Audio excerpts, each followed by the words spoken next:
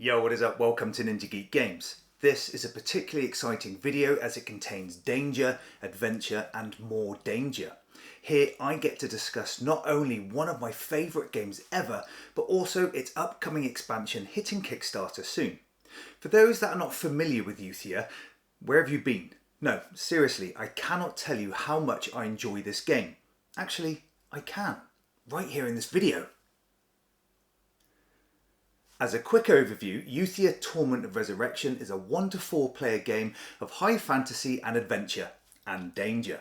The base game is renowned for the vast amount of components, profound scenarios, slick combat mechanics and astute character development in a box so big you'll never be able to sneak it past your partner as a new game without getting caught, so be warned.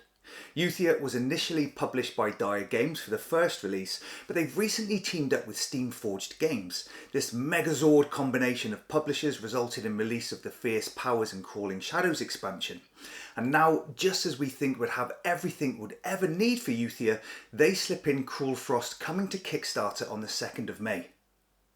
This video will be split into 3 parts. First, I'll discuss why Euthia sits comfortably in my top 5 games, and then go over the new... First I'll discuss why this game sits in my top 3, then I'll show you what we're expecting in the upcoming expansion, and finally we'll look at the new game mechanics that have been introduced. If you're impatient and want to skip along straight to Cruel Frost section, then head to the appropriate timestamp in the description. But if you want to see more of this, and the cool bits that I think make Euthia special, then stay right where you are. The base game comes with 6 glorious characters to include a savage and inappropriately topless barbarian with an uncanny resemblance to me, a fire mage and a grumpy but stalwart dwarf. They get a cool looking player board, a hoard of tokens and if you've upgraded components, a very cool looking mini. Each of them plays very differently, so you'll get a rewarding experience with every game as they begin the scenarios with unique starting abilities and weapons and some asymmetric unlockable slots for equipment. The characters are ace and each provides everything that you're looking for regarding to their class. What I really like is the dwarf or Skoldor that has a very exclusive playstyle. They utilise Dwurt rather than Gar tokens to manipulate combat and also make use of a special die for some sneaky bonuses. The more you use it, the better the reward, but abuse your Dwurt and suffer the consequences by taking injuries to your character. Character development in Euthia is awesome and can be done through a number of ways. You start the game with a set of development tiles that are unlocked through your mighty deeds during play. Gain reputation and you begin to unlock these tiles that could be character specific weapons and abilities. Some of these may need to be purchased but will eventually make their way to your player board to enable you to make your attacks more devastating or your actions more powerful. Fancy changing your look for trendy armour and jewellery? Then visit Places of Trade. Although these are open to all characters, you can kit your hero out with some pretty sick plate and don fine leather gloves made from the skin of a unicorn. These can increase health or provide movement points and can be further upgraded with shiny gems mined by your very hands with endless combinations. Euthia is a game of exploration, adding map tiles to the table to create a vast landscape filled with mountains and lakes to mine, treasures to find and monsters to attack, plus danger. At its core, you'll be spending tokens to move, mine, trade and attack, although your abilities and equipment can alter these for the better. Certain actions allow you to draw tiles for a reward or even choose a tire from a market area costing gold. The land is also filled with elementals that you can interact with that can wreak havoc during combat against enemies, cause 3rd degree burns, or even soothe you with moisture, which is the essence of wetness. It's certainly a table eater where the map tiles expand far and wide that promises a surprise around every corner, and this includes combat. Euthia has a fantastic combat mechanic that has other players queuing up to take control of the monsters, hoping to beat the crap out of your hero that earns them reputation. Here you also have some knowledge of the enemy you'll face with regard to the approximate health and damage values, as well as what loot you'll gain, so risk over reward. Combat is dice based, but adds a very nice level of strategic complexity. You and the enemy player will be rolling dice that can be manipulated by your equipment, elementals and monster cards. The final result is compared to the weapon or monster attack value to deal damage, but there are opportunities to force rerolls or to set up a cheap shot with the first strike ability before combat begins.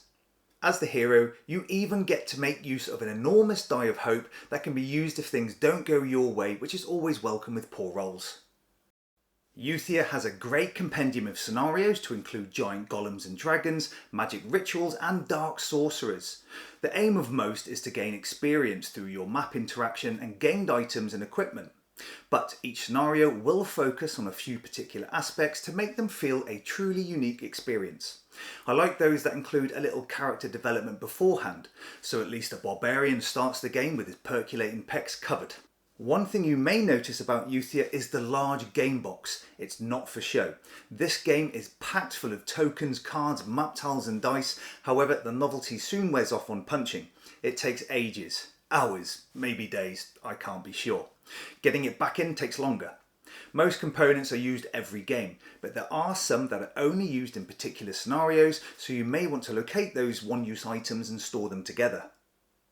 Relatively speaking, it's not a complex game, and any analysis paralysis generally comes from combat, but it is strategic, and this makes the game thoroughly engaging.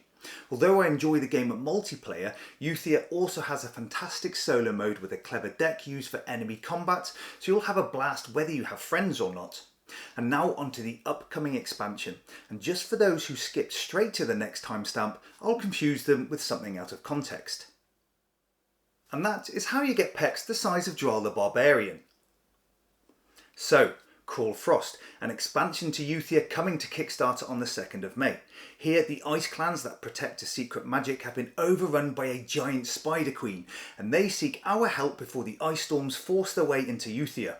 The expansion promises new heroes and map environment, additional enemies and game mechanics. However, instead of the gargantuan box that we're familiar with, it looks as though Dire Games and SFG have skimped down to a mere extra large size box instead. Shameful. Now, this is just a prototype, so does not contain everything we're expecting from the Kickstarter and only includes the one scenario, but we are looking at far more components and scenarios than what I'm going to show you. First up, the heroes, and we're looking at two new characters. Arlan, who is like a paladin or warrior priest, and Zafari, an orc-like mage that deals with energy. We have just some of their development tiles here, and these now include armour and jewellery as well as weapons and abilities. Wobbly ring. Some also have a reputation value of 0, so you don't need to earn them but still need to pay to unveil them. Arlan makes use of a blessing icon that affects the Die of Hope in combat, where you can increase its value or spend hope points for unique effects. Zafari, on the other hand, has abilities showing a charged symbol. Hero tokens are placed on charged items and can be spent for damage or other combat effects. Wobbly ring. Crawl Frost brings us a new game mode called Ice Claws, which is a great name for a band and also introduces some chill components. We'll stop there. Important note, these chill components represent items to be used in this frozen universe. They are not just very relaxed components. You'd need to be really stupid to think that. Moving on, we have a chill scale that sits next to the player board and a crystal token attached to the health values used for frostbite. There are a new specific set of trade and resource tiles to be used with the Ice Claw mode, as the game introduces a variety of new gems such as citrine and fluorite that sound more like medical products, not priceless stones. The map tiles look awesome and show most of the same interaction hexes, but do include Ice Clan locations for additional places of trade and frozen entities which are the equivalent to elementals.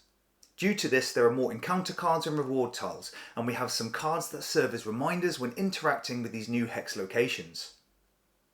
We have some extra dice and ice storm tiles, and these are used to advance the frozen wasteland onto the standard game map, and this is directed by use of compass tiles. Lastly, there are some additional minis like ice spiders, which are creepy as hell and used in the included scenario. I've actually found a safe and easy way to get rid of these.